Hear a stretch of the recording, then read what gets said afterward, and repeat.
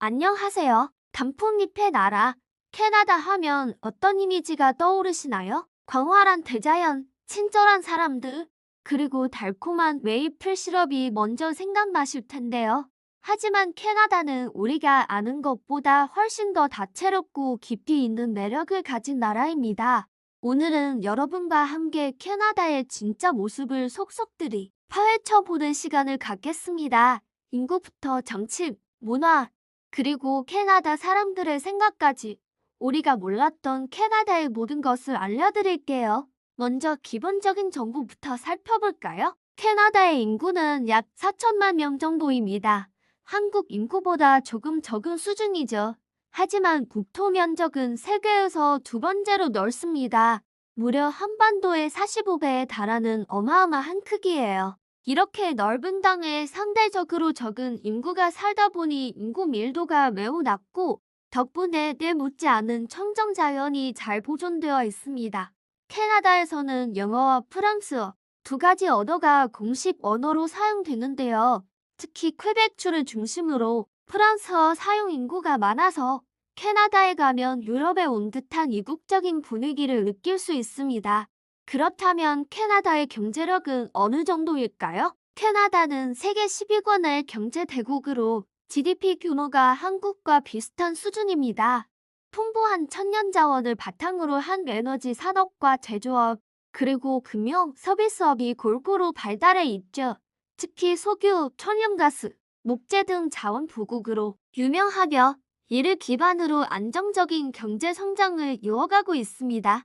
정치적으로는 입헌군 주제를 채택하고 있어서 영국의 국왕이 국가원수 역할을 하지만 실질적인 통치는 민주적으로 선출된 총리가 이끄는 의원내각제에 의해 이루어집니다. 안정된 정치 시스템 덕분에 세계에서 가장 살기 좋은 나라 순위에 항상 이름을 올리고 있죠.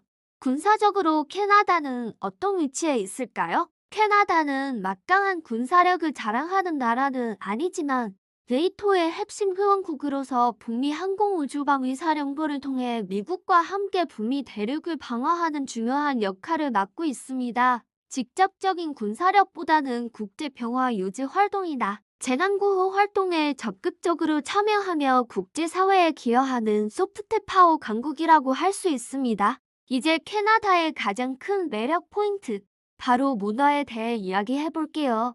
캐나다는 문화적 모자이크라는 말로 표현됩니다. 전 세계에서 온 이민자들이 각자의 고유한 문화를 그대로 유지하며 함께 어우러져 살아가는 다문화 사회의 가장 이상적인 모델로 꼽히죠.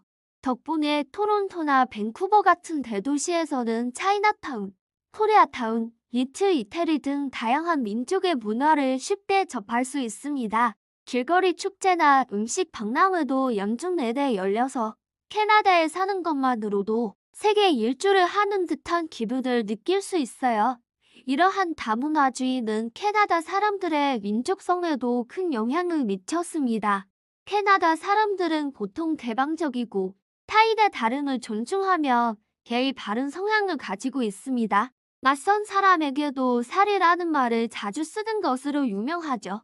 이는 단순히 미안해서라기보다는 상대방을 배려하고 존중하는 마음이 담긴 캐나다식 예의 표현이라고 할 수 있습니다. 애국심도 아주 독특한데요.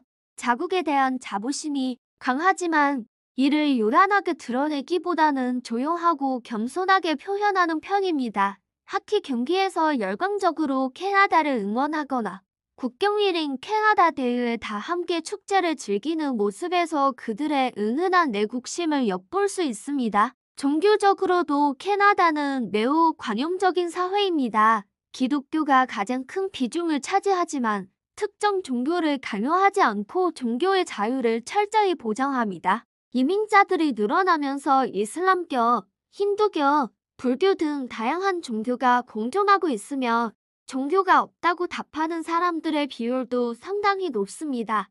캐나다의 예술과 과학 분야는 어떨까요? 우리가 잘 아는 가수 셀린 디온, 저스틴 비버, 그리고 영화감독 제임스 카메론 모두 캐나다 출신입니다.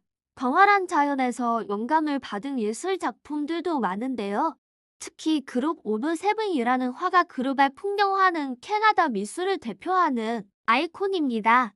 과학 분야에서는 인슐린을 발견하여 당뇨병 치료의 길을 연 프레더릭 벤팅이 노벨상을 수상하는 등 의학 분야에서 큰 업적을 남겼습니다.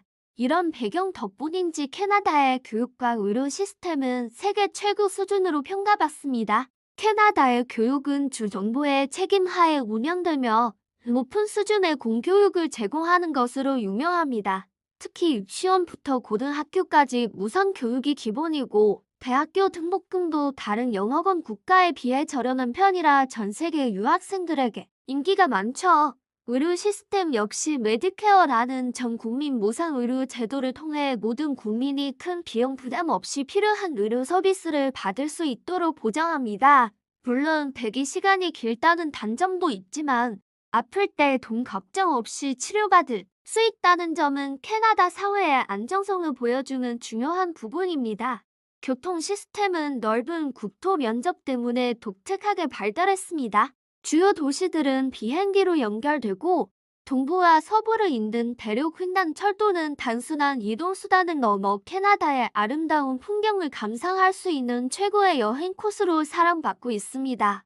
도시 내에서는 버스, 지하철, 스트리트카 등 대중교통이 잘 갖춰져 있어 편리하게 이동할 수 있습니다. 마지막으로 캐나다 사람들의 생각과 사상에 대해 이야기해 볼게요. 캐나다인들이 가장 중요하게 생각하는 가치는 바로 평등과 다양성 존중입니다. 성별, 인종, 출신 국가, 종교에 상관없이 모두가 동등한 기회를 갖고 존중받아야 한다는 생각이 사회 전반에 깊이 뿌리내려 있습니다. 또한 개인의 자유와 선택을 중시하면서도 공동체의 안녕과 사회적 책임을 소홀히 하지 않는 균형 잡힌 사고방식을 가지고 있죠. 자연과의 공존을 중요하게 생각해서 환경 보호에도 매우 적극적입니다. 이러한 가치들이 모여 지금의 평화롭고 안정적인 캐나다 사회를 만들었다고 할 수 있습니다. 오늘 저와 함께 떠난 캐나다 여행 어떠셨나요? 우리가 알던 단편적인 이미지를 넘어 다채로운 문화가 공존하고 서로를 존중하는 따뜻한 나라라는 것을 느끼셨을 겁니다.